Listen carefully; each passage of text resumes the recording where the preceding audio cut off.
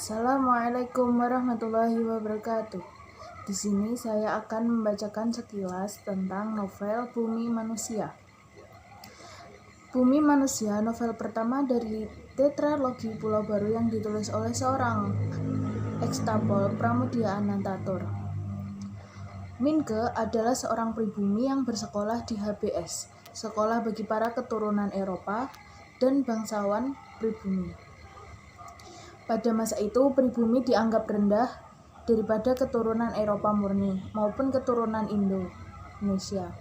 Oleh sebab itu, banyak pribumi yang enggan mengakui kepribumiannya mereka, namun tidak begitu dengan Minke. Suatu hari, Minke ditantang oleh teman sekolahnya, Robert Suffolk, untuk menaklukkan seorang gadis yang tinggal di Wonokromo.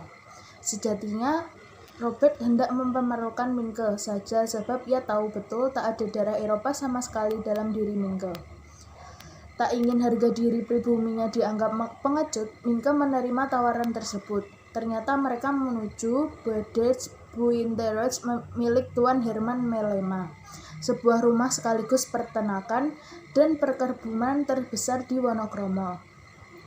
Rumah ini terkenal sangat sebab dijaga oleh seorang Madura yang bertubuh kekar, dersam. Itulah sebab mengapa tak ada orang yang berani iseng ke rumah itu. Sesampainya di Wonokromo, mereka disambut oleh Robert Melema, seorang Indo yang kurang ramah. Robert Suffolk lalu keluar bersama Robert Melema, lalu Minke dibiarkan bersama adik Robert Melema yaitu Annelies Melema, gadis yang menjadi tantangan bagi Minke. Ternyata Annelies memang sungguh rupawan dan sangat bersahabat kepada Minke. Bahkan, Minke diajak berkeliling Buitenzorg. Minke lalu dikenalkan kepada ibu dari Anne, yaitu Nyai Ontosoroh.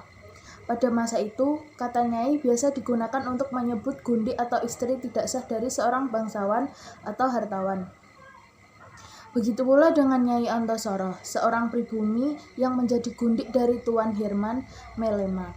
Meski seorang nyai, namun Nyai Ontosoroh terlihat begitu terpelajar, seperti hasil didikan sekolah Eropa. Hal itu membuat Minke agak cut nyalinya, takut mendapatkan sambutan serupa seperti Robert Melema dari Nyai. Namun ternyata tidak. Nyai Ontosoroh sangat welcome kepada Minke dan menjamunya sebagai tamu dengan pantas dalam pertemuan. Di hari itu, ternyata Minke An jatuh cinta kepada pelajar pribumi HBS itu. Memang An tak pernah berteman dengan laki-laki sebelumnya. Ditambah lagi dengan sikap Minke yang sungguh sopan dan kecerdasannya membuat An semakin menaruh hati padanya. Minke sendiri pun tak memungkiri bahwa dia menaruh hati pada gadis Indo itu. Lama-kelamaan, Minke semakin sering berkunjung ke Wonokromo. Meskipun tanggapan yang diterima Minke dari orang-orang di sekitarnya kurang baik, orang-orang dekat Minke beranggapan Minke akan mendapat pengaruh yang kurang baik apabila bergaul dengan seorang nyai.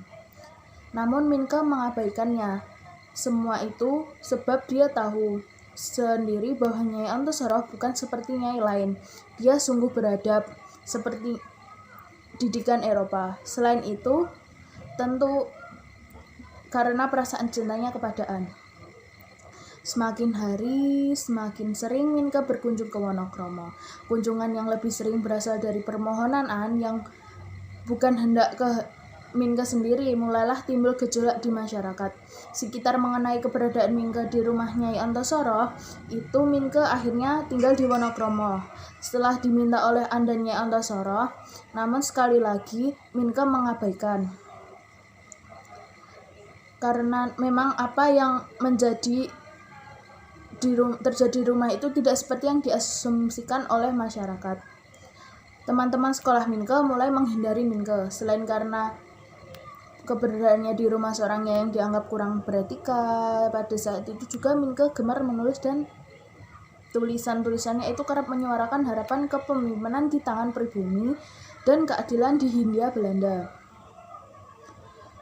hanya seorang yang kerap membela Minke, yaitu Juffrouw Magde-Peter, guru bahasa dan sastra Belanda di HBS. Sampai suatu hari Minke dipanggil oleh direktur sekolah. Minke hendak dikeluarkan sebab dia dianggap telah melanggar aturan sekolah.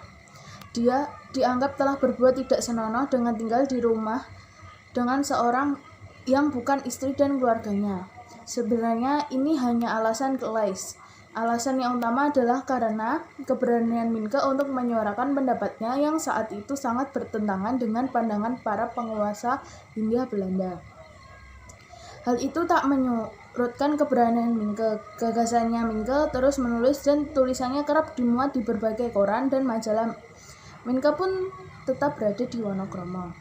Akhirnya Minke kembali bersekolah di HBS dan jaminannya dari Juffrouw Magde-Peter. Dia lulus dengan nilai terbaik se-Surabaya. Setelah pengumuman kelulusan itu, Minke segera meresmikan hubungannya dengan Annelies yang masih kumpul kebo. Menjadi suatu hubungan yang resmi, mereka menikah. Masalah baru timbul ketika datang seorang yang bernama Maurits Mellema, anak sah dari Tuan Herman Mellema dengan istrinya yang ada di Amsterdam. Maurits hendak menguasai seluruh kekayaan Tuan Herman Mellema serta mengambil hak asuh atas Annelies yang dianggap masih di bawah umur. Minke yang telah menjadi suami Annelies dan Nyai Ontosoroh berjuang keras untuk mempertahankan apa yang menjadi hak mereka dan untuk mempertahankan Annelies. Mereka berjuang sekuat tenaga di depan hukum maupun di luar hukum dengan cara mencari dukungan dari tulisan-tulisan Minke. Mereka berjuang, namun pengadilan tetap memenangkan Maurits Mellema. Akhirnya, Annelies dibawa ke Belanda.